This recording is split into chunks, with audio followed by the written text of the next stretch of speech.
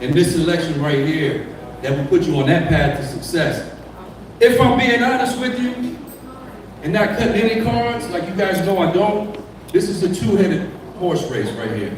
There's only two people in this race right now that can win this primary.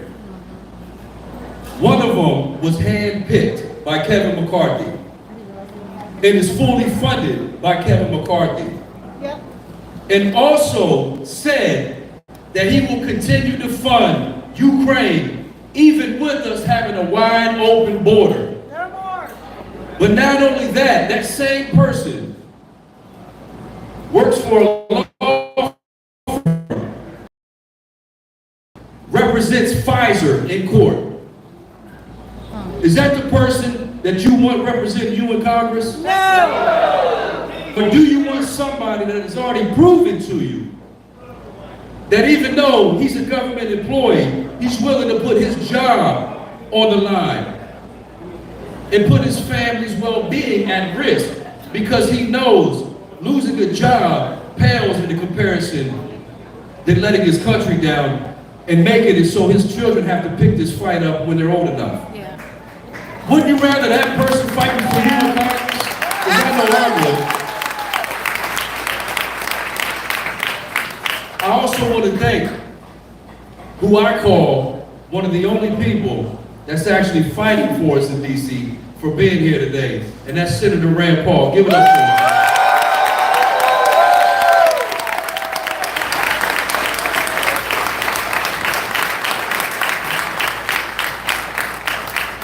Did any of you hear the news that Trump's a felon now?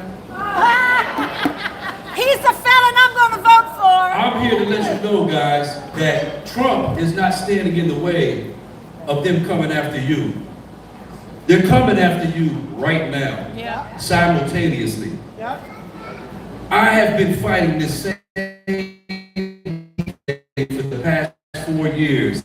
Donald Trump is fighting right now as well. I've been before a judge, and I've been before an administrative board. I can't tell you how many times the past 4 years. So if they beat Trump in November, they're not coming after you next. They're coming after you right now, folks. You guys know my story because you live right here in my community. But how many people outside of this community don't know my story? How many people outside of Virginia don't know my story? How many people are fighting this same fight that I've been fighting for 4 years outside of this state that you don't know their story? I'm here to tell you thousands of them. They're coming after us, and they're coming after us right now, folks. Not when they steal another election, but right now they're coming after you. This is it for me right here, folks. And I don't know where you stand on elections, and I don't know where you stand on politics, but I can tell you right now, this is it for me when it comes to elections. If we don't get it right here in November, then something's going to have to give. And we're going to have to take it back to 1775. And that is my words. That's nobody else's words standing next to the stage. Those are my words, folks. Who I want representing me is somebody that says, we can't fund another country until my people are living like they should. When you say that, when you say, I want somebody to represent me that won't give another dollar to anybody outside these borders until my borders are closed, what do they say? They say the same thing every time. We can walk and we can chew gum at the same time, though. But folks, we're not walking or chewing gum. There you go. We don't even have a damn Tic Tac to suck on. No worries. They lie to us at every single turn and they think we're stupid. They think you're stupid. They think you don't pay attention. They do the same thing time and time again in these Republican primaries. They lie to you. They trick you into believing that the person running is here to represent you. And then when they win by deceit in these primaries, they turn around and they look at you and they say, I know you saw what I did in that primary. I know you saw I won by corruption. And I know that you know I lied to you in that primary. However, you have to vote for me now in this general election because if you don't, you'll have a Democrat representing you. And you don't want that, do you? Right. And every time, what do? We say, yeah, you're right.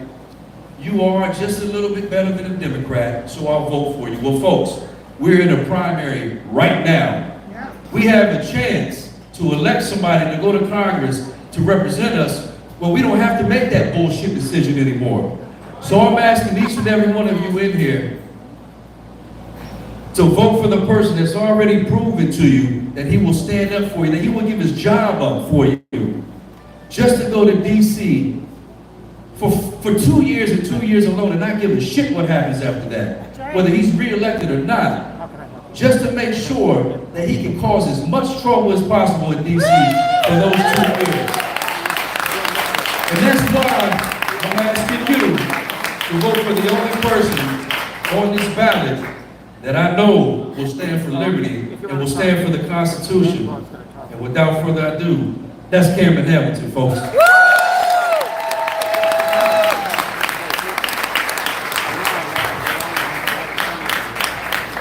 Thank you, Matt.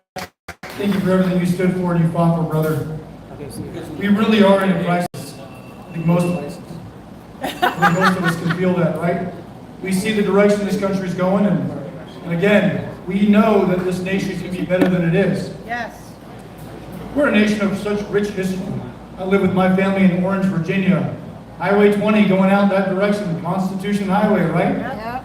The very foundational documents that established this country were written right here in the Virginia 7th. I want all of us to think about that. The influence of some of the greatest and most patriotic Americans are right here in the Virginia 7th. Great. If we don't stand up for the Constitution like Matt had indicated, what do we have? Nothing. We become despondent. Yep. We replace it for what? Our government was designed to bring about significant blessings for the next generation. Time and time again, we're being told, well, just sacrifice a little bit of this or a little bit of that, and things will just be better for the greater good. Where does that really lead us? Do any of you feel enriched? Do any of you feel better off now than you did 4, 6, 8, maybe 20 years ago? No. I'm a father, I'm a husband, I'm a man of faith. The future my children are inheriting is nothing like what I got. But it takes the blood of patriots, it takes great sacrifice and courage to stand up against this monstrosity that we have, to stand up against this bureaucratic state, and remind those legislators in D.C. who they ultimately work for. And it's not their special interests, and it's not lobbyists. They work for us. That's right. It's time to be reminded of that. Now, when you portray the narrative, I want us also to take a firm look at some of the things that are going on politically. This progressive slide, this movement in our nation is trying to take our children's rights away from them and trying to expose them to not only radical ideology in these schools, sexually explicit material that is abhorrent. It's not just supported by Democrats. That's the crazy thing about it. Yep. We're funding our own opposition. And I've heard conservatives talking about, hey, shouldn't we cut funding to higher education? We're sort of creating our own opposition. I've heard conservatives say, yeah, I can never vote against that. The teachers' unions, the teacher lobbying groups are too strong, they're too powerful. So you're negotiating from fear, is what you're telling me. So you're saying that these values are not worth fighting for. This political establishment keeps, if it valued you, and that's really what we're down here, that's what we're talking about with politics. Imagine a government that actually values you as a human being created in the image of God. What would it uphold? Would they recklessly spend your tax dollars? Would they tax you more and create more of a financial burden and administrative burdens to prevent you from marketplace entry as a small business owner? Who's a small business owner in here? Put your hands up. You feel like it's easier to start a business now than it was 10 years ago? Nope. Do any of you think it's easier now? Nope. No. We've created so many barriers to prosperity, so many barriers to success in this country. And it's time we fight against them. We have this bureaucratic state. We have many Democrats and some Republicans that said, well, we just need to get everyone vaccinated. Never mind your sovereignty. Never mind your individual choice or liberty. If you just comply, the whole pandemic will go away. How has that ever worked in the past? When we suspend our liberties and our freedoms? Is it like we have a good track record of reinstating those? I don't think so. So the point is, we need to put people who stand for principles. I'm proud to be a Republican. It's a party with great history. But we need people who are willing to go toe-to-toe with our own party to put it back on track when we've gotten it wrong.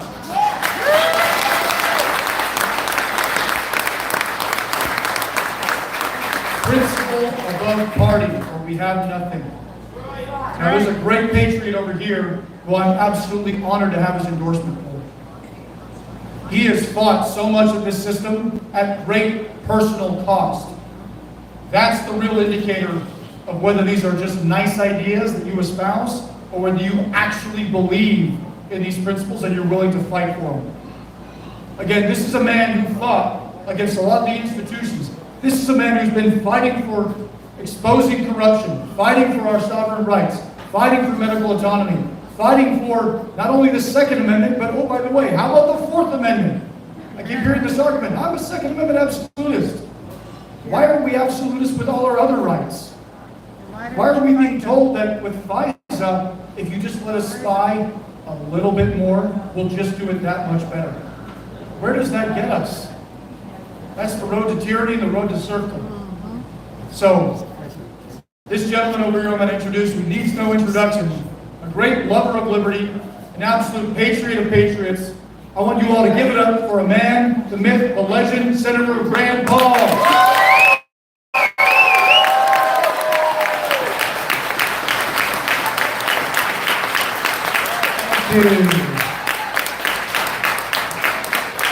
It is my pleasure today to enthusiastically endorse Cameron Hamilton for Congress. And I couldn't be prouder to be in Matt Strickland's restaurant, because without citizens willing to fight the Leviathan, they will run us all over. But it takes great courage and the willingness to put your fortune on the line. Thank you, Matt, for the fight.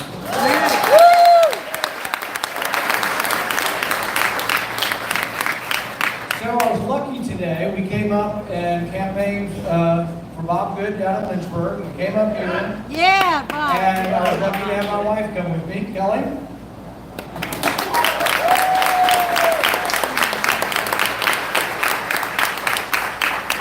We've been married for 33 years. And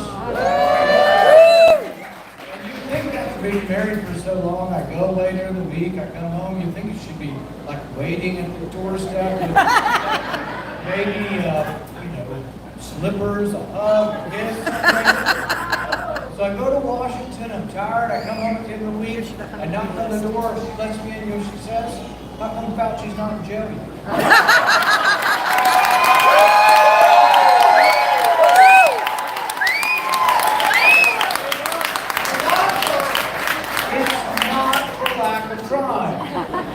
I've referred him twice to the Department of Justice. I've referred his sidekick, David Morenz, to the Department of Justice, and I'm still waiting on a reply.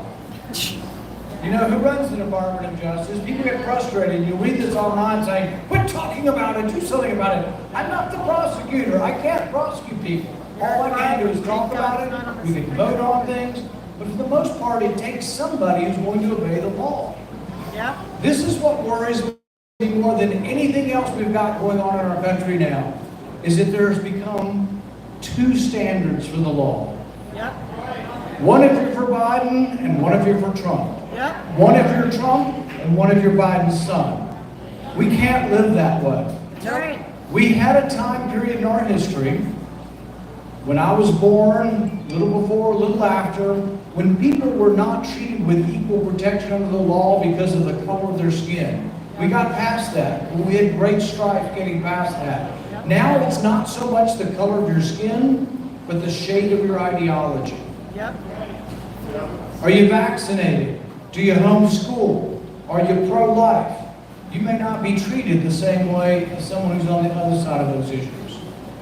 If you protest at an abortion center and you're pro-life, you might go to jail for 20 years. If you firebomb a church's pregnancy center, maybe you're not going to be prosecuted. Yep. I'm not saying this always happens, I'm saying it's beginning to pop up more and more that there are two sets of justice. It's worrying me. They prosecuted President Trump, former President Trump, for a records violation. It's a state crime that had already expired. The statute of limitations was gone. And they said, well, if you do it in furtherance of another crime, which is a federal crime, when did we start prosecuting federal crime in state court? But there is this other example of a business regulations or business records malfeasance. What's her name again? Oh, Hillary Clinton. Hers was a little bit bigger. Wasn't $100,000 for a non-disclosure agreement. Hers was $7 million paid to a Russian spy called Steele to develop a Steele dossier that said, lo and behold, that a presidential candidate was in cahoots with the Russians, that he was actually a Russian spy. How much of it turned out to be true? Zero. We spent $60 million investigating it. You'd think if it had been true, they would have told us. $60 million. But we're going to send one person to jail, and you know what Hillary Clinton's punishment was? An $8,000 fine. We can't live in a country with different sets of justice. I worry that we're going to come to blows. I'm not advocating it. I'm not advocating civil war. I'm worried that that's what it's going to come to. If we begin that, if we devolve into a society where as soon as someone moves, you prosecute and put them in jail. What does that sound like? Central America, South America, where you put your opponents in jail or you prevent them from running for office. If you watch CNN, which I don't advise, you hear this nonsense all day long about democracy and Trump's going to destroy the democracy. Well, he's going to interfere with the elections? Do you think it's not election interference to prosecute him in the middle of it, to keep him off the campaign trail, to give him a gag order? Saying what is going on. Everything they say that he might do, they're already doing right now. 180 rule. When Matt had it right, when Matt said that this is the time to make your choice. It isn't in November when you say, oh, well, the Republicans, the lesser of two evil, they're better than Democrats, about this much. Sometimes that's the truth. Sometimes there's no difference at all. The time to make a difference is now. Only about 20% of the people who are registered to vote as Republicans will vote. So those of you who made the choice to come out tonight are incredibly powerful because you're going to vote in the primary. If you influence your friends and others, you become an incredibly potent bloc. Why does it make a difference? I'm there. I'm amidst these people. And here's the way I describe most of them up there. Furniture. They're inorganic, they're lifeless, and you can put them over here, or you can put them over here, but they make no difference, they believe in nothing, they are inert, they are worthless, and they are, many of them, Republicans. We have debates all the time. If you ask the Democrats, if the 52 Democrat senators were here and we ask them, including yours, if we ask them, do you care about the debt? The Democrats will honorably say, no, we do not care about the debt. In fact, we have a theory, the new monetary theory. You can spend what you want, print the money as much as you want, helicopters can drop in new money, and nothing will happen. This is why they don't understand inflation. But they don't care about debt, and they're honest with you. But if you ask the Republicans, there's 49 of us in the Senate, there's a slim majority in the House, you ask Republicans, do you care about the debt? Everyone will say yes. Unanimous, 100%. They'll come home, they'll come to the Rotary, they'll come to the Lions Club, they'll come to the Chamber of Commerce, they'll tell you they care about the debt, and yet if you watch the way they vote, it's a handful that really care. The Freedom Caucus up there is about 40, they care. They sometimes drag along another 20 or 30. And sometimes we actually get a majority of the Republicans who care. So there was this big spending bill, another omnibus that came through this spring, a majority of the Republicans voted no. But the Speaker of the House voted with the Democrats.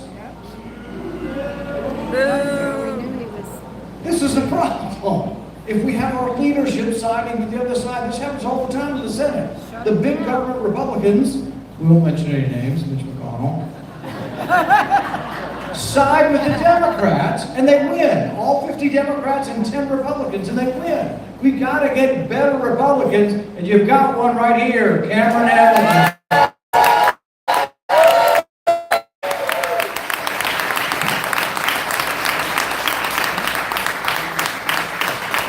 Cameron mentioned FISA. It's the Foreign Intelligence Surveillance Act report. It's supposed to be directed towards foreigners. As much as I'm for defending liberty and privacy, if you live in Libya or Somalia or Russia or we spy on you, you really don't have constitutional rights. I'm actually okay with that. But they changed the law in the 70s because it was being used against Americans all the time, and they said we got to limit the use on Americans. Well, the limitations should be absolute. Yes. No American should ever be spied on by a secret court. 100%. Zero.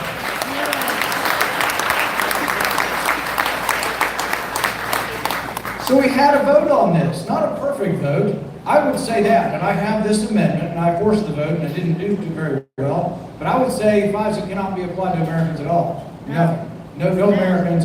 If you want to spy on an American, there's a way. If you want a wiretap on a drug dealer, you go to the local federal courthouse and you ask the judge, and most of the time you get it.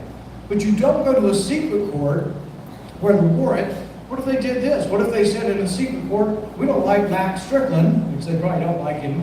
But let's say they don't like him and they go to a FISA court. He never gets notified of the warrant. Then they place listening devices all over, and someone comes in here that's a customer and breaks the law. Now they're going to shut him down and take his restaurant from him. That's what happens in secret courts. You have to have the ability to challenge the warrant. You have to have your day in your court. You have to have a lawyer on your side. If you don't, it's not justice. FISA should never be applied to Americans. No, not at all.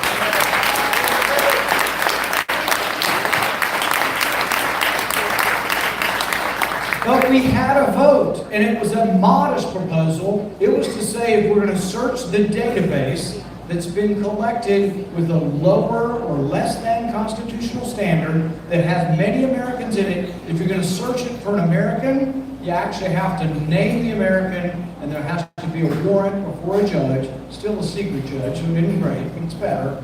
So a warrant requirement to search this secret database. We had a vote. Majority of Republicans voted for the reform. All the Democrats, well, no, the Democrats were split also. So majority of Republicans voted for the reform. The vote was 212 to 211, and then the Speaker of the House, a Republican, came forward and voted against the reform. Yep, sure. So we have leadership siding with the other side. We need better people. You have a chance right now, and it's in the primary for an open seat. This is the best chance ever to get a good congressman. These don't come along. Someone's been there 10, 20 years, it's hard to remove them. You have an open seat, and you have an open Republican primary. Do not let down. Do not let go of this. Go out and work hard, go door to door. Let's get somebody good. Somebody this good comes along very rarely, I can tell you.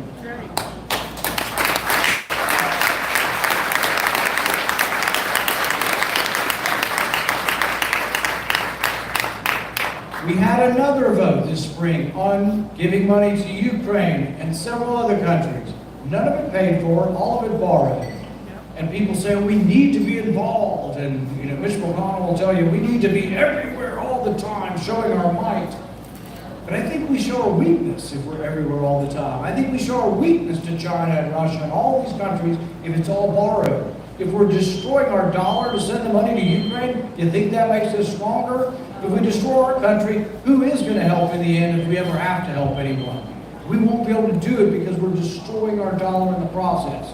So we had a vote on sending this money to Ukraine and other places, and somebody had a great idea, said, let's link it to our border. Let's say, by golly, we're not going to fix their border till they fix our border. Amen.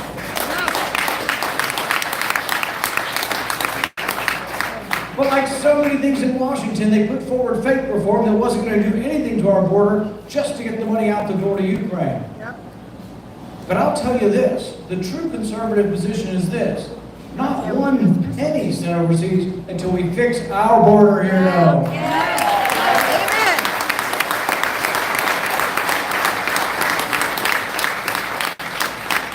Democrats seem mystified by inflation. Democrats will go to a restaurant or to the grocery store and they say, oh, those grocery store owners are evil. They're increasing the prices all the time. They're gouging us. They're not making this up. There are Democrats that are for breaking up the grocery cartel, as if the grocery cartel somehow just to existence and charges high prices. It is not the price of your goods that's going up. It's the value of your dollar going down. Remember talking about some of the nonsense they're teaching you in the schools? Well, maybe we ought to teach economics in the schools again. Inflation is very simply put the creation of new money. It's expanding the money supply. The reason it occurs is we spend money we don't have and it has to be borrowed. So we're $34 trillion in debt. About a third of that we sell to foreign countries. A third of that we sell to the public, and another third of it we just print it up.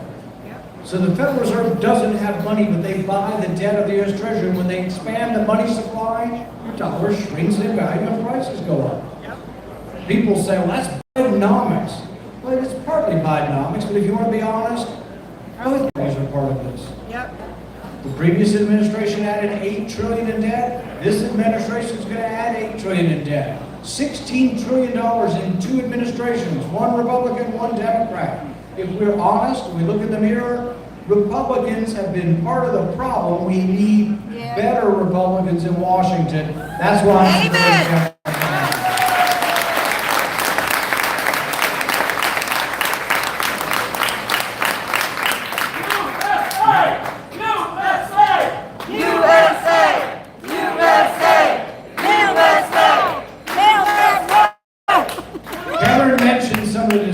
supporting things going on in the schools. Well, you know what I think we ought to do? Even Ronald Reagan was for this 40 years ago. Republicans used to have it in our platform. Why don't we get rid of the Department of Education?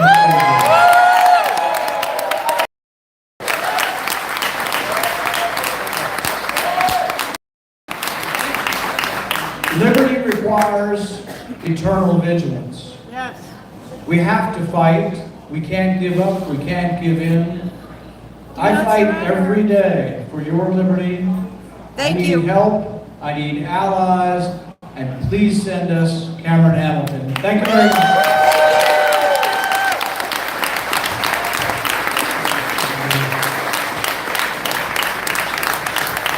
All right, once again, the senator has to depart here because he's got to go up and vote up in D.C. But let's give him another resounding round of applause.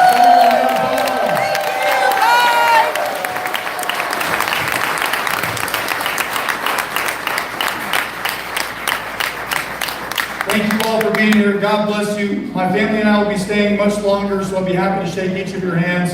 Please make sure you spend a whole lot of money and buy some food at Matt's restaurant, all of his desserts, you name it, maybe multiple drinks. I don't know, it's up to you. But thank you all for being here. God bless you. God bless Virginia. God bless the United States of America.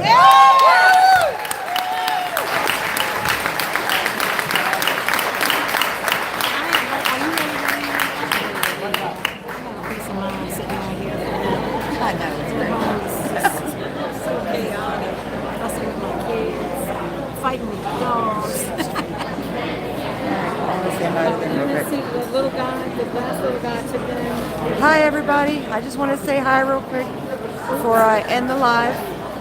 There's Mr. Hyperbole. That is our local media guy, the guy with the camera and the gray sweatshirt. That's our local media guy. I love him to death. Hi John! How are you? You're live on YouTube.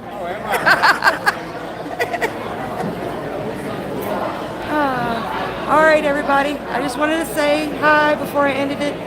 Thanks for coming. I hope y'all enjoyed that. And I'll see y'all tomorrow night at game night. Bye, everybody. Oh my God, told me blue. I said, fight.